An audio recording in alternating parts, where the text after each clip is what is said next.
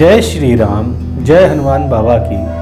और मैं आज आपका फिर से स्वागत करता हूँ संपूर्ण सृष्टि ज्ञान चैनल में। और हम लोग आज चर्चा करेंगे या बात करेंगे आज राहु काल के बारे में। देखिए, राहु काल का जैसे अर्थ है राहु, तो इसका मतलब ये होता है कि हम लोग उस समय के बारे में बात करेंगे जिसमें राहु ग्रह है वो पूरी तरह अपना इफेक्ट रखता है। तो राहु के विषय में ही यहां पर बात होगी। तो चलिए शुरू करने से पहले जय श्री राम, जय हनुमान बाबा की जय। अब देखिए, हमने कहा कि राहु काल के बारे में हम लोग बात करेंगे। तो राहु मतलब एक ग्रह हो गया और काल मतलब समय हो गया।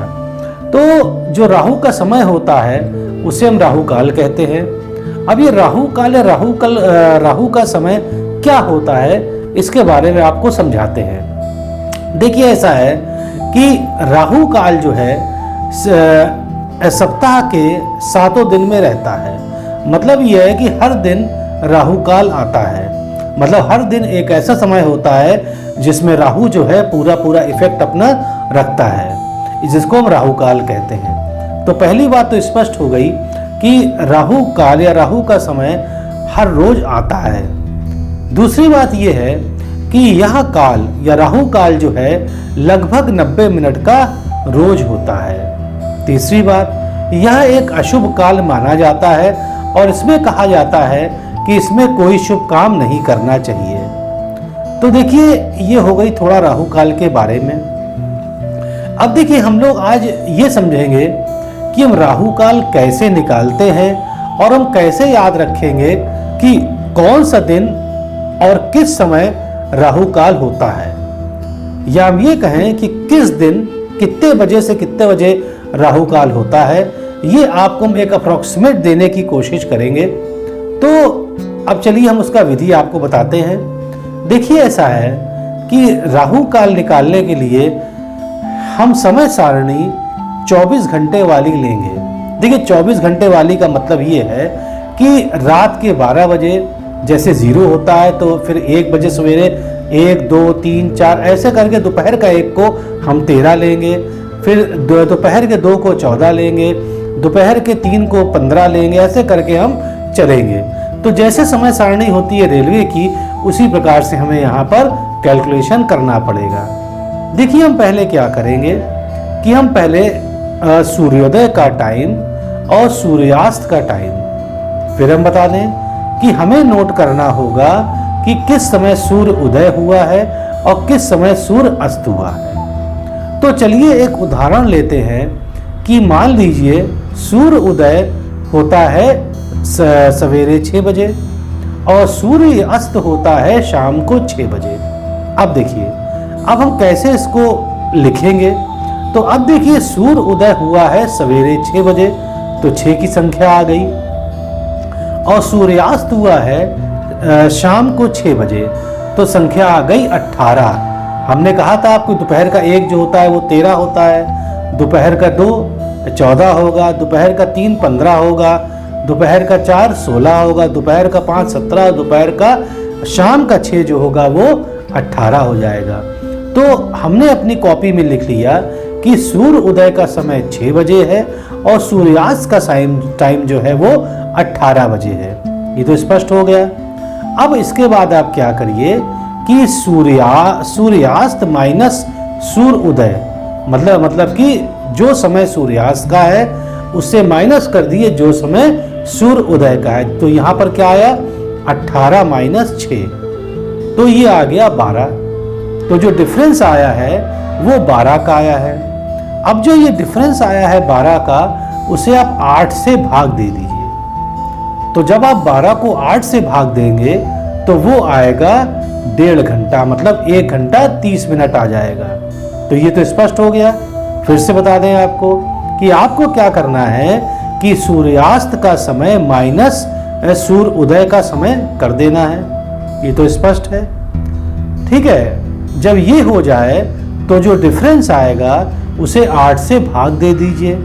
अब देखिए 8 से ही क्यों भाग दिया जाता है, ऐसा होता है कि राहु काल निकालने के लिए हम जो पूरे दिन का समय को 8 भाग में उसको विभाजित करते हैं, या उसको हम डिफरेंशिएट करते हैं, या इसको हम पार्ट में बांटते हैं। तो 8 भाग में विभाजित कर दिया हमने, इसीलिए 8 से भाग करते हैं। तो देखिए हमारा जो डिफरेंस आया था, जो सूर्यास्त का समय माइनस सूर्योदय का टाइम, वो 12 घंटे आया था, और उसको भाग किया हमने 8 से, तो वो आ गया 1.5 घंटे। 1.5 घंटे मतलब 1 घंटे 30 मिनट। अब देखिए हम बताएंगे कि अब चूंकि 8 से भाग किया है, इसलिए जो दिन भर के हमने 8 भाग कर दिए हैं। अब कैसे हम पहला भाग दूसरा भाग निकालेंगे वो हम बताते हैं। देखिए हमारा जो डिवाइड करने पर आया था 8 से 12 को, वो 1.5 घंटे आया था। तो अब चूंकि सूर्य उदय का टाइम 6 बजे है, तो उसमें जोड़ लीजिए आप। तो 6 बजे में जब आप जोड़ेंगे 1.5 घंटा, तो हो गया सवेरे का 7:30 बजे। तो इसका मतलब ये हो गया कि सवेरे 6 से 7:30 बजे तक ये पहला भाग हो गया। स्पष्ट हो गया। अब 7:30 में फिर 1.5 घंटा जोड़ लीजिए, तो आया 9 बजे। तो इसका मतलब हो गया कि 7:30 से 9 जो है वो दूसरा भाग हो गया। अब 9 में फिर आप 1.5 घंटा जोड़िए, तो आया 10:30। तो इसका मतलब ये हो गया कि सवेरे 9 बजे से 10:30 तक ये तीसरा भाग हो गया। अब 10:30 में फिर आप 1.5 घंटे जोड़िए, तो आया दोपहर के 12 बजे। तो ये आपका 10:30 से दोपहर का 12, ये आपका चौथा भाग हो गया। अब देखिए, अब दोपहर के 12 में फिर आप 1.5 जोड़ेंगे, तो आपका आ जाएगा, तो आप 1.5 अगर जोड़ेंगे तो आपका 1.5 बज जाएगा दोपहर का। तो 12 से 1.5 बजे तक ये हो गया पांचवा भाग। अब 1.5 में आप फिर 1.5 बजे 1.5 घंटा जोड़ेंगे, तो 3 बजे हुआ। मतलब दोपहर 1.5 से फिर दोपहर 3 तक ये आपका छठा भाग हो गया। फिर 3 बजे से आप 1.5 घंटा जोड़ेंगे, तो 4:30 आया। तो 3 बजे से 4:30 तक हो गया 7वां भाग। फिर 4:30 को फिर जोड़ेंगे आप 1.5 घंटे में, तो आया 6 बजे। तो 4:30 से 6 8वां भाग हो गया। तो ये तो स्पष्ट हो गया कैसे हम निकालते हैं। तो पहला भाग हमारा हो गया 6 बजे से 7:30 के बीच। फिर दूसरा भाग हो गया 7:30 से 9। तीसरा भाग हो गया 9 से 10:30। चौथा भाग हो गया 10:30 से दोपहर 12। पांचवा भाग हो गया 12 बजे से 1.5 बजे दोपहर तक। फिर छठा भाग हो गया 1.5 बजे से दोपहर 3 बजे तक। फिर 7वां भाग हो गया 3 बजे से शाम 4:30 तक। और फिर हो गया 4:30 से 6 बजे तक 8वां भाग। अब तो आपको भाग स्पष्ट हो गए। अब ये किस भाग में किस दिन, अब किस भाग में किस दिन ये पड़ता है राहु काल, ये हम आपको बताते हैं। आपको भाग तो स्पष्ट हो गया, निकालना भी आ गया कि कैसे हम प्रथम भाग, कैसे पहला दूसरा तीसरा चौथा और 8 भाग कैसे निकालते हैं समय। अब देखिए ऐसा होता है कि पहले भाग में, मतलब कि अगर हम सवेरे 6 बजे मान रहे हैं, तो सवेरे 6 से 7:30 तक या पहले भाग में कभी राहु काल नहीं आता है। ये तो स्पष्ट हो गया।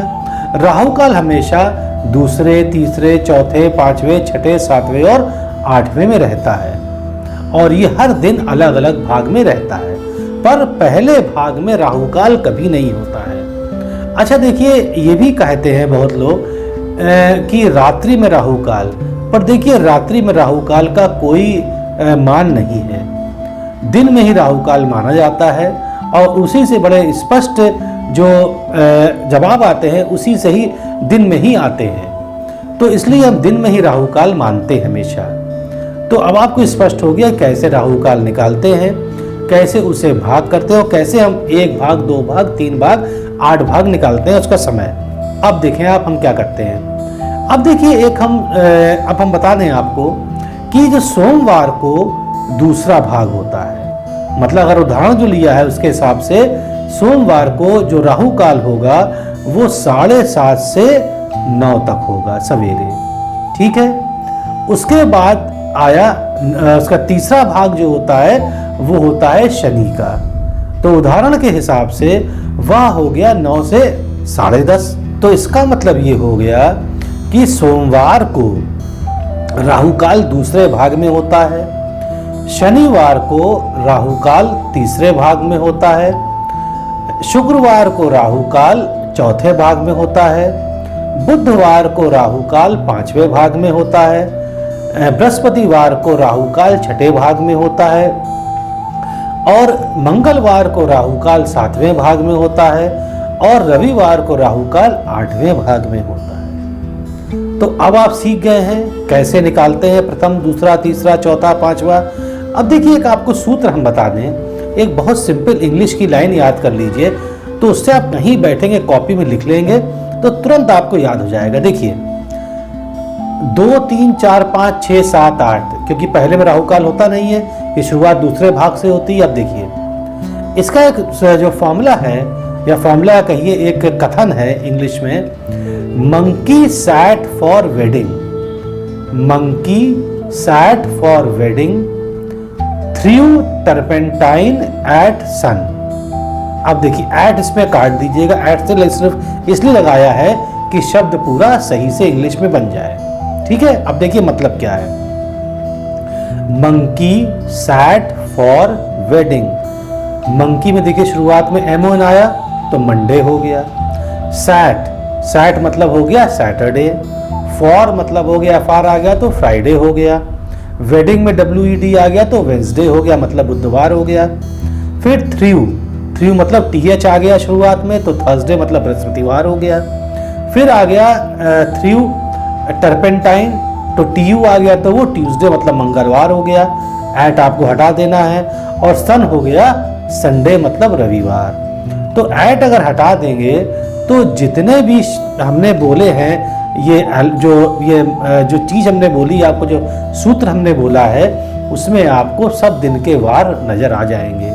फिर देखिए monkey sat for wedding, monkey मतलब मंडे, सैट मतलब सैटरडे मतलब शनिवार, फॉर मतलब फ्राइडे मतलब शुक्रवार, वेडिंग मतलब वेडनेसडे मतलब बुधवार, थ्रू, थ्रू मतलब TH मतलब थर्सडे बृहस्पतिवार, टर्पेंटाइन में TU आ गया मतलब ट्यूसडे हो गया, मंगलवार, एट हटा दीजिए फिर संडे आ गया।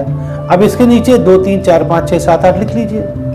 तो मंडे को मतलब क्या, मंकी मतलब मंडे दूसरा भाग हो गया, दूसरे भाग में राहु काल आएगा, सैट मतलब हो गया सैटरडे मतलब तीसरे काल में आए, तीसरे जो तीसरा भाग होगा उसमें राहु काल लगेगा, फिर फॉर मतलब फ्राइडे में चौथे काल में लगेगा, फिर पांचवा लगेगा वेडिंग मतलब बुधवार को, वेडिंग मतलब वेडनेसडे के लिए। ऐसे करके आप पूरा लिख सकते हैं।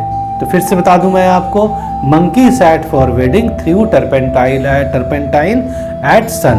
तो एट हटा के आप 2, 3, 4, 5, 6, 7, 8 लिख दीजिए नीचे, आपको तुरंत याद आ जाएगा। तो मंकी आपने बोला, जैसे आज मान लीजिए आज वेडनेसडे है तो आप बोलिए, आप अपने हाथ पे गिन लीजिए, मंकी सैट फॉर वेडिंग। तो अब 2, 3, 4, 5 हो गया कि नहीं, तो पांचवें भाग में राहु काल आ जाएगा। ऐसे आप अपने उंगली पे ले सकते हैं इस चीज को। तो ये थोड़ा सा याद करने की बात है, पर बहुत सिंपल रीजनिंग है, याद करने तरीका है। इसको आप कर लेंगे तो आप बैठे बिठाए आप राहु काल निकाल लेंगे, एक अप्रोक्सीमेट तो निकाल ही लेंगे आप। अब देखिए राहु काल भी अलग अलग इसलिए हो जाता है क्योंकि सूर्योदय और सूर्यास्त का टाइम अलग अलग होता है, इसलिए यहाँ पर ये समय अलग अलग हो सकता है। अब मान लीजिए सवेरे 5:30 से लेकर 6 बज गया, तो आप डिफरेंस निकाल के 12 से भाग दे दो, और 12 से भाग देने के बाद 5:30 से आप जितना जो भाग आया है, जो भी आपका 90 या जो भी 85 मिनट आया, उसको आप जोड़ते जाओ, आपको वो मिल जाएगा। तो ये तरीका है निकालने का कि आप सूर्योदय के टाइम में आप शुरुआत करिए पहले भाग की, और फिर आप जो डिफरेंस या डिवाइड करने पर 8 से आया है उसको आप जोड़ते हैं, जैसे हमने आपको बताया है। तो अब तो स्पष्ट हो गया कि राहु काल का अर्थ क्या होता है, राहु काल कैसे निकालते हैं, और किस किस दिन किस भाग में राहु काल पड़ता है। ठीक है ना, एक बार फिर से आपको रिवाइज करवा दे। देखिए ऐसा है कि मंकी सैट फॉर वेडिंग, मतलब मंडे को दूसरे भाग में राहु काल आता है, सैट मतलब सैटरडे मतलब शनिवार को तीसरे भाग में आता है, फॉर मतलब हो गया फ्राइडे मतलब चौथे भाग में आता है, वेडिंग मतलब वेडनेसडे हो गया मतलब पांचवें भाग में राहु काल आता है। इसी प्रकार से आप ऐड काट दीजिएगा, बस आपको स्पष्ट हो गया। अब देखिए हम यहाँ पर एक और बात करेंगे कि क्या राहु काल हमेशा खराब होता है। देखिए ज़्यादातर खराब होता है, ये आपका यमरांस। अब देखिए ज़्यादातर मैंने कहा, इसका मतलब कुछ एक अंश होगा जिसमें राहु काल अच्छा भी होगा। देखिए ये कहा जाता है कि जो व्यक्ति भैरव बाबा या दुर्गा माँ का उपासक होता है, जो उनकी पूजा करता है, उनके लिए उसके लिए राहु काल खासकर मंगल का बहुत अच्छा होता है उसके लिए। अब ये तो अनुभव करने की बात है। अगर आप वाकई दुर्गा माँ के भक्त हैं या भैरव बाबा भक्त हैं तो आप मंगलवार को राहु काल में देखें आपका समय कैसा चलता है। देखिए खुद एक्सपीरियंस की बात है, आप खुद देखिए जब आपका राहु काल लगे तो उसमें आप कोई छोटा मोटा काम कर देखिए, अगर अच्छा गुजरता है तो मतलब आपके राहु काल अच्छा जाएगा। तो एक ये कहा गया है बस कि राहु काल हमेशा खराब शुभ होता है, पर आप खुद अनुभव कर देखिए, बड़े काम मत करिए। पर अगर आप दुर्गा माँ के भक्त हैं, भैरव भक्त हैं, तो पक्की बात है राहु काल आपके लिए खराब नहीं हो, खासकर मंगल का राहु काल तो आपके लिए खराब नहीं होगा। अब देखिए राहु काल में हम क्या ना करें उसके लिए हम आपको बताते हैं यहाँ पर। देखिए ऐसा है कि नया काम जल्दी आप ना शुरू करें, पहला बात। दूसरी बात यह है कि महत्वपूर्ण कार्य के लिए आप यात्रा पर ना जाएं राहु काल में। तीसरी बात, यात्रा करना अगर बहुत जरूरी हो तो पान है, दही है या मीठा खाकर आप घर से निकले और घर से थोड़ा सा आगे जाकर फिर से वापस घर लौट आइए 10 या 12 कदम और फिर चले जाइए जहां पर आपको जाना है।